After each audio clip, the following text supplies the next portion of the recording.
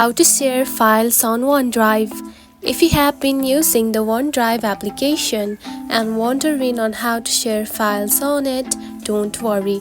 In this video, I will show you how to do it. So let's get started. First of all, open the OneDrive application. Just like this. After opening it, you will find something like this on your home screen. Now, find the file or folder that you want to share. Navigate through your folders or use the search bar at the bottom right here. And after that, simply tap on the three dot lines next to the file or folder you want to share. Just right here. Then tap on it. Then here you can find share option, select it. Now you will see a few options to share your file. Now tap copy link to copy a direct sharing link.